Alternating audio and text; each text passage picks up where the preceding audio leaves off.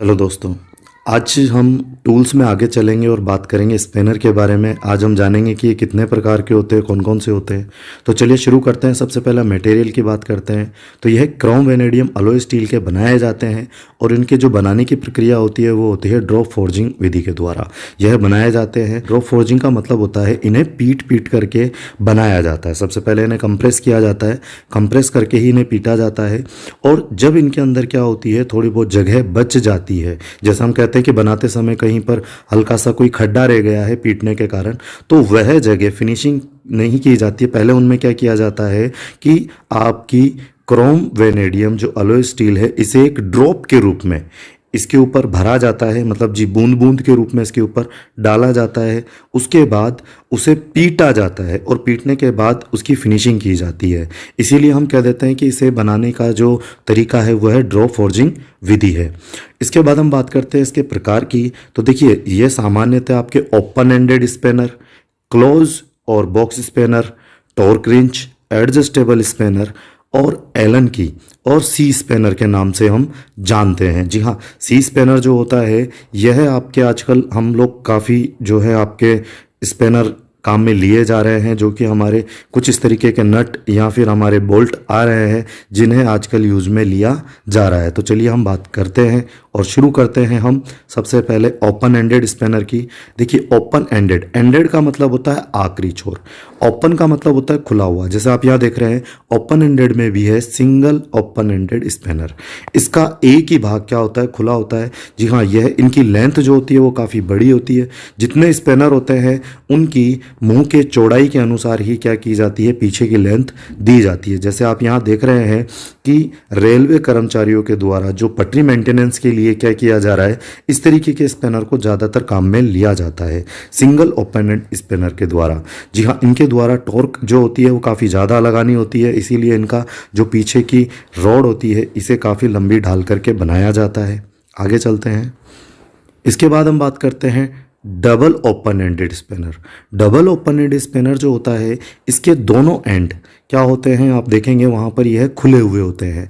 इनके द्वारा सामान्यतः जो होता है वह हमारे हेक्सागोनल नट की दो साइडों को ही पकड़ा जाता है और इसे हम सामान्यतः ऐसी जगह पर काम में लेते हैं जहाँ पर हमारा रिंग स्पेनर कार्य नहीं कर सकता, फिक्स स्पेनर कार्य नहीं कर सकता, या हम ये कहें कि जहाँ रिंग स्पेनर कार्य नहीं कर सकता वहीं हम फिक्स स्पेनर को काम में लेंगे। जैसे उदाहरण के स्वरूप हम हमारे इंजन में FIP जो हमारा फ्यूल इंजेक्शन पंप होता है उसमें हाई प्रेशर पाइपों को खोलने के लिए एक स्पेनर को काम में लिया जा रहा है। यहाँ आप देखेंगे कि रिंग स्पेनर को काम में नहीं लिया जा सकता, इसीलिए वहाँ पर हम ओपन एंडेड स्पेनर को काम में ले रहे हैं।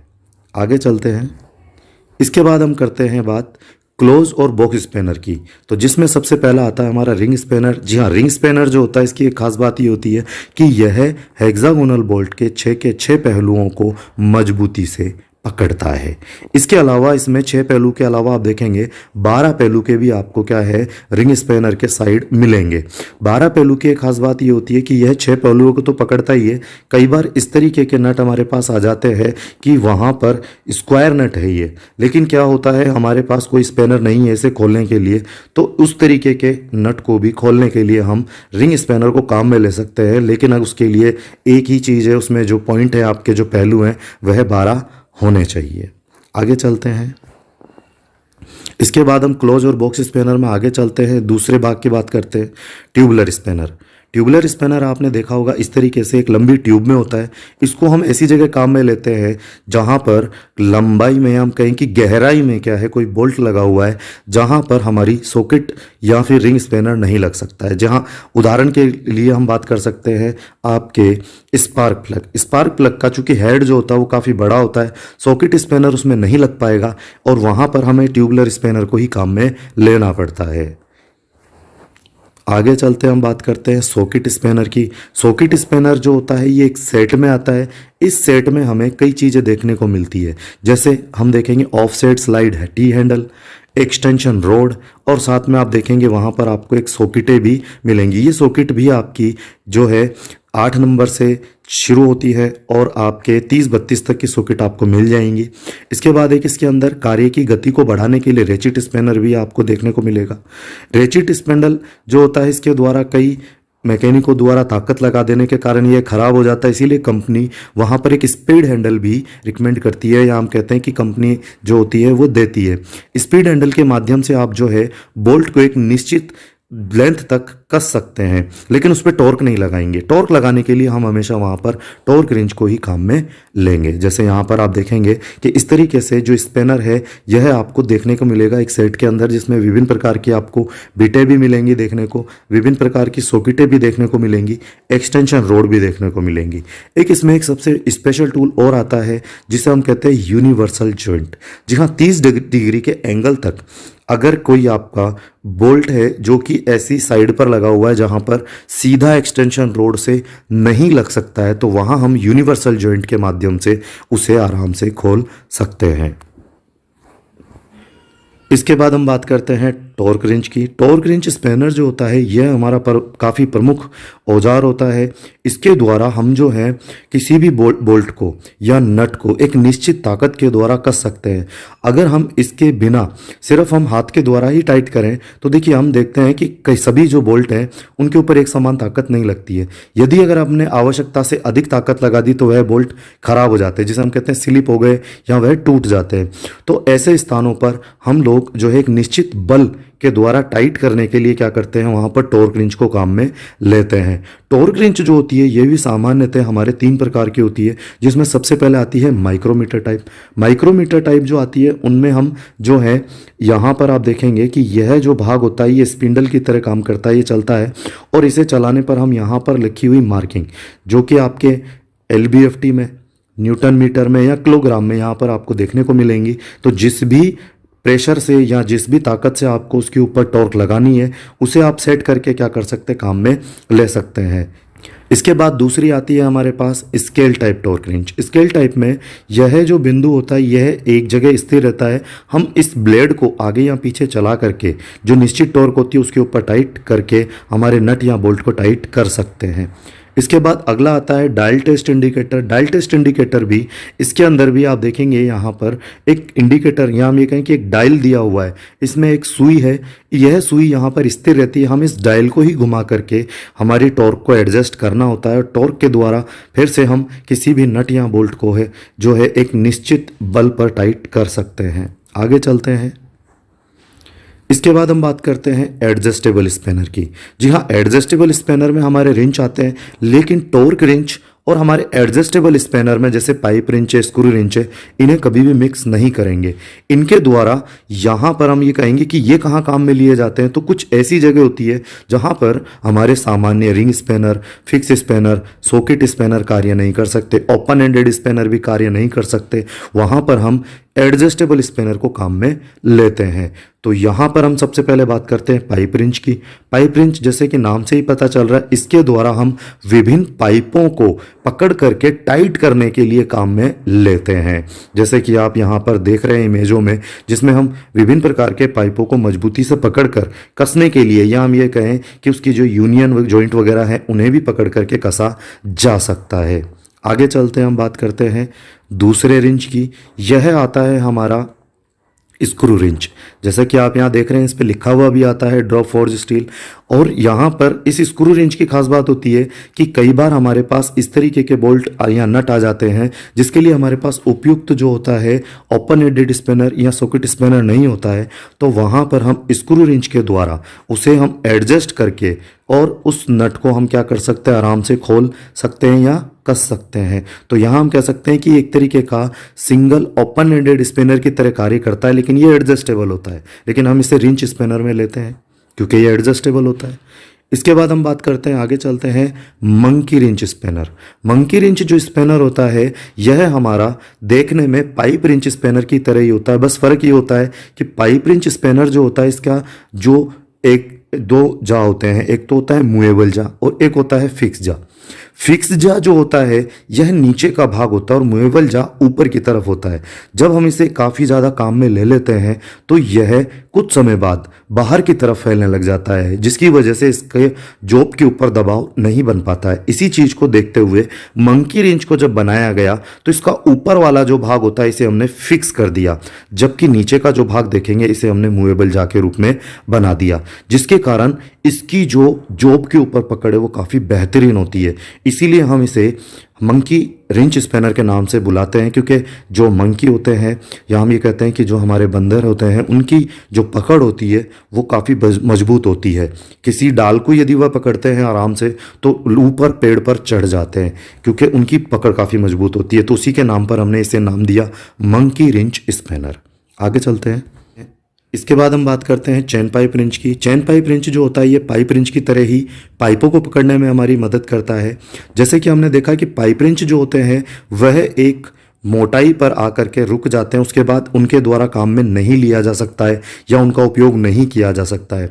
तो यदि वहाँ पर हमारे पास क्या होता है, ऐसी स्थिति कहीं उत्पन्न होती है जहाँ बड़े बड़े पाइपों को या पुलियों को पकड़ करके हमें कसना है, तो वहाँ हम चैन पाइप रिंच को काम में ले सकते हैं। चैन पाइप रिंच जो होता है यहाँ पर आप देखेंगे कि इसमें हुक होता है, जिसमें हम इनकी कड़ियों को फंसा करके मजबूती से किसी भी पाइप को खोल या कस सकते हैं। इसीलिए हम इसे चैन पाइप रिंच के नाम से बुलाते हैं, क्योंकि इनका जो प्रमुख टूल है जो इसकी पकड़ करने में हमारी मदद करता है यह एक चेन के रूप में होता है।